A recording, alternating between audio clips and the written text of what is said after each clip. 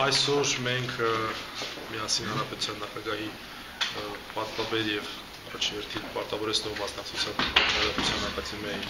բացումն իրականացրեցինք եւ արդեն մենք սկսում ենք մեր կանոնավոր աշխատանքը։ Մեր կանոնավոր աշխատանքը ենթադրում է երկու տեսակի աշխատանք։ Դատավորների եւ դատախազների տեխնացությունների ցուցակումը ընդգրկված անձած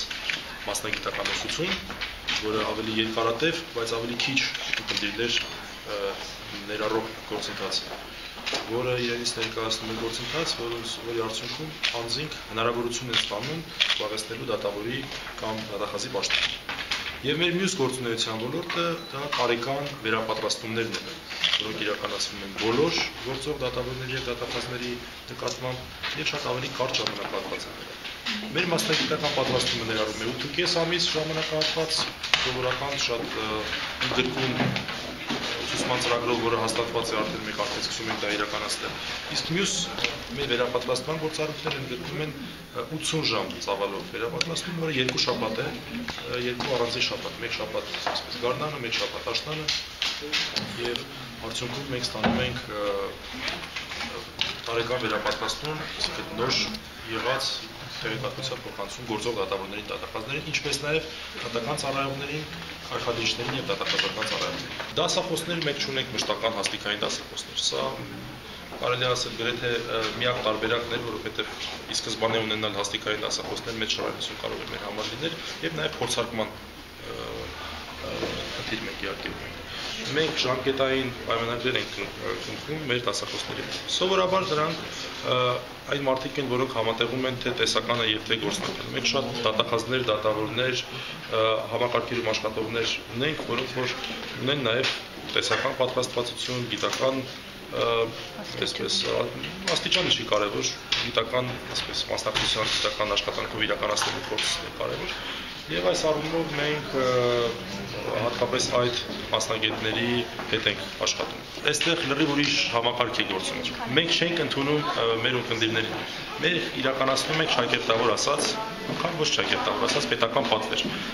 Դատական համակարգը, դատախազական համակարգը փոխանցում է մեզ ունկնդիրներին եւ մենք նրանց հետ աշխատում ենք։ Պարոն Մելիքյան, տեխնաթոշակները հավասարեցված են մեր օրենքով, դատավորի օգնականի աշխատավարձ դա վերաբերում է թե դատավորի տեխնացությունների, թե դատախազի տեխնացությունների ցուցակում ընդգրկված անձանց։ Կազմելու է ներկայումս մոտավորապես 100,000 դրամ, երբ որ մեր պետությունում իրականացվում է բարեփոխումների արդյունքում տարվա երկրորդ կեսին այնտեղ մենք ունենանք ավելացում, իսկ դա արդեն ծրագրված է, մենք ավելացնենք նաև կրթաթոշակը եւ արդյունքում կունենանք մոտ 170,000-ից ավել կրթաթոշակ։ Պարոն Մելիքյան, փաստաբանական համայնքը շատ բուռն արձագանքեց ձեր այն հայտարարությանը, որ շատ հնարավոր է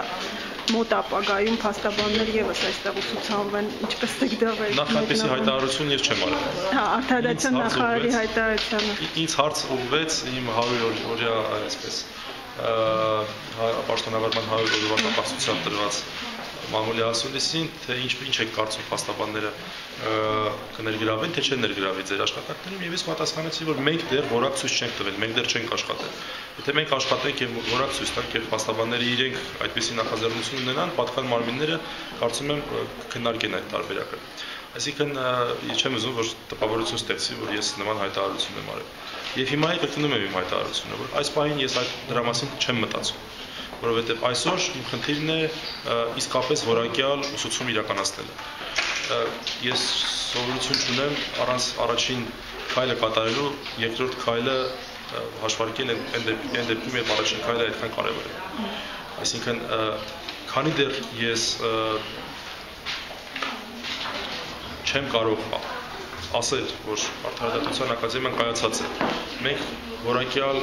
այսպես ծառայություններ ենք մատուցում մեր հասարակությանը, դրա մասին խոսելը կարծում եմ վաղաժամ է։ Համենայն դեպս Արդարադատության ակադեմիայի ռեկտորի կողմից դրա մասին խոսել, անգամ էթիկայի խնդիր եմ ստեղծել։ Բայց կարող եմ ասել հետևյալը, որ այն մտավախությունները, որ փաստաբանական համայնքում ունի անկախության հետ կապված, Արդարադատության ակադեմիայի կառուցվածքի շրջանակներում իրականում փարատված են, որովհետև առաջին ունկնդիրներին ընտրում են ոչ թե ակադեմիան, այլ համապատասխան կառույցներ։ Հիմա էլ այդպես։ Դատավոր տեխնացուներին ընտրում են դատական իշխանության կողմից իրականացվող process-ի արդյունքում, որտեղ մենք մասնակցություն չունենք։ Դատախազ ունկնդիրներին նկատի ունեն տեխնացուներին, նույնպես նրանք են։ Բայց նրանք նույն տանիքի տակ են փաստորեն ուսանում։ Այո, այսինքն նրանք ընտրում են փոխանցում են մեզ։ Երկրորդ հաջորդը ուսուցման ծրագրերը հաստատվում են խորհրդի կողմից։ Ռեկտորի ներկայացման, բայց խորհրդի կողմից։ Ընդ որում, խորհրդի այն անդամները, որ տվյալ ոլորտի ներկայացուցիչներ չեն մասնակցում քվեարկությանը, այսինքն ընդունենք դատավորների ուսուցման ծրագրերը հաստատվում են միայն դատավոր անդամների եւ արդարադատության նախարարի կողմից, դատախազ անդամները խորհրդի չեն մասնակցություն ունենում։ Այսինքն այս կառուցվածքը հնարավորություն է տալիս իրականում խոսել այն մասին, որ այստեղ անկախության խնդիր առնվազն զգուշ անկախության խնդիր գոյություն չունի։ Բայց նորից ասեմ, այս մասին ես չեմ ուզում առհասարակ մտածել, որովհետև ես հիմա ունեմ շատ ավելի կարևոր խնդիրներ, որ պետք է իրականացնեմ եւ ինձ այդ հարցերն են, որ ուզում եմ։